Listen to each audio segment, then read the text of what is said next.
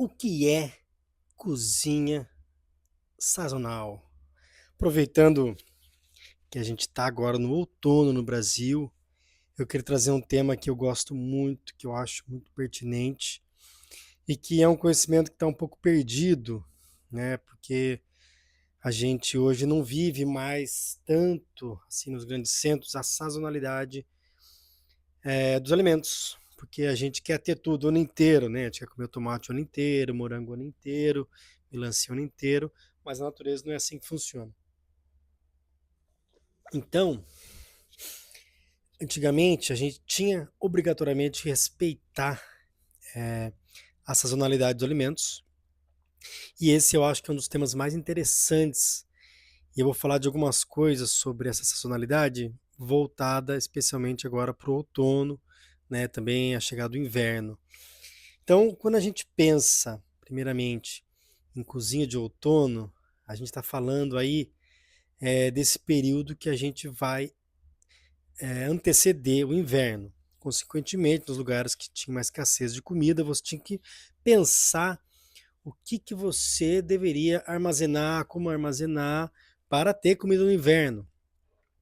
Ao mesmo tempo que você precisa se abastecer fisicamente para a chegada do inverno, né? Lembrando que o inverno, os países aí que tem frio, então neva, então vai ter menos produção.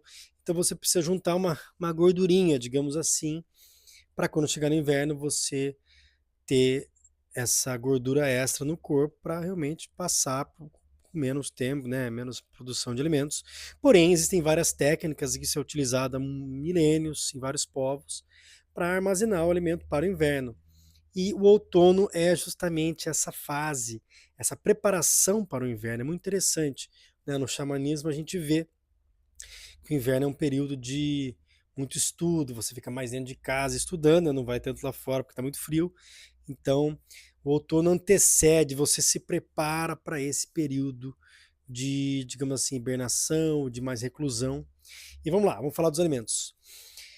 Então, nos países nórdicos, né, nos lugares muito frios, geralmente se fazem agora, no outono, as conservas. Lembrando que o outono no Brasil é agora, né, no, no hemisfério norte é no final do ano. Então agora é a hora onde vai se fazer vamos fazer os picles, vamos fazer as carnes curadas, carnes secas, linguiças defumadas, né, as geleias, compotas. Por quê? Né, os fermentados. Por quê? Porque agora é a hora onde você está terminando a colheita, né? Então colhe-se abóbora, e a abóbora dura até o inverno, então você vai comer no inverno. E colhem-se as frutas, e vai comer agora, aproveitar e comer bastante, mas não vai durar até o inverno. Então você faz as compotas, faz geleias, né? Faz farinha para você comer no inverno. Então agora é a hora onde antigamente, né, iam matar um porco grande, né? Para quê? Para reduzir a população, controle populacional, para que ter menos comida para eles, né? E agora também é a hora que você faria aí o porco em lata, que é a carne na banha, fazer um curado, um defumado, uma carne seca, né? Uma linguiça defumada, para quê? Para comer no inverno. Então tudo isso são técnicas, né, de armazenamento de alimento para quando chegar no inverno você ter o que comer, né, contando que nem todos os alimentos vão estar disponíveis, né, antigamente, claro. Hoje em dia as coisas mudaram, né? E o que eu acho interessante também de observar são quais alimentos que têm maior disponibilidade de serem encontrados nessa época do ano para que a gente possa comer e fisiologicamente é bom para nós, para a chegada do inverno, porque você percebe que quando chega nessa época do ano, todo mundo fica meio gripado, fica meio mucoso. Por quê? Porque está numa troca de estação, né? O sol já aparece um pouco mais tarde, né? Já está um pouco mais frio, essa mudança. Aqui, pelo menos no sudeste, essa época fica mais seco, então começam a parar as chuvas. Então, a mudança aí do ambiente e da temperatura faz com que o nosso corpo sinta, né? Então, muitas culturas existem dietas de limpeza, como aquela indiana Shankar Prakshalama, que você limpa todo o seu corpo para ter uma troca de bactérias. Da mesma forma, nosso corpo ele precisa passar, ele precisa receber mais nutrientes agora para também aguentar o inverno. Então, se você for ver, em termos de frutas, né, a gente vai ver essa época do abacate, época do caqui, época do goiaba, do mamão, laranja, tangerina, pocã, limão, acerola, porque são coisas importantes, fonte de vitaminas, especialmente C, mas também fibras, gordura, para quê? Para que a gente possa aí chegar, né, no inverno mais abastecido. Então observe como essa disponibilidade de alimentos, os itens mais baratos do mercado, em termos de frutas especialmente, são os melhores para consumir agora, né?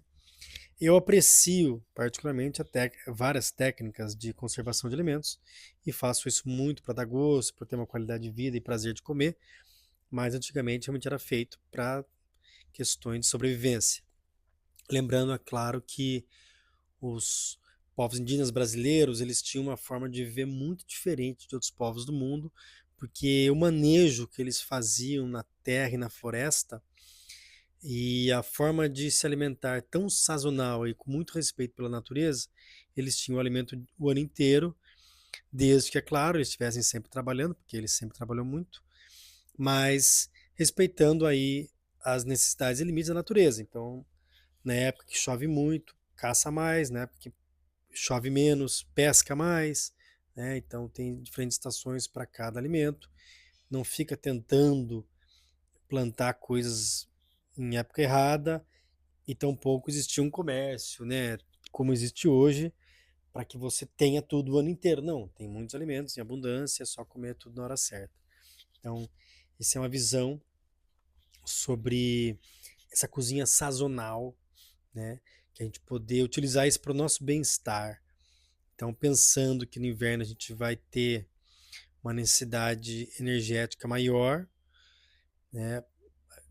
Por causa do frio, então nosso corpo gasta mais energia, porém menos disponibilidade de ir lá fora e fazer as coisas, né? Claro que antigamente. Hoje em dia já não é tão assim, a gente tem acesso a praticamente tudo e ambientes mais controlados de temperatura.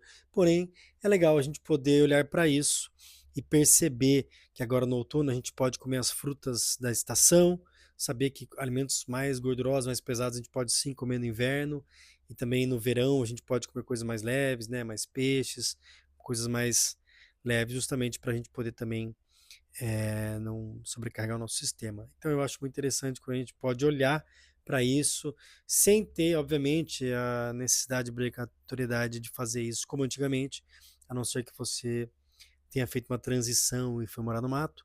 Então você pode olhar para isso da forma que você planta, da forma que você vive, mas de forma geral é uma informação que nos ensina um pouco aí sobre essa ligação entre a gastronomia e também o xamanismo, né? Porque o xamanismo vem de conhecimento indígena muito antigo e formas de viver, e não existe nada fora do todo, tudo está ligado, a alimentação faz parte. E aí, gostou desse conteúdo?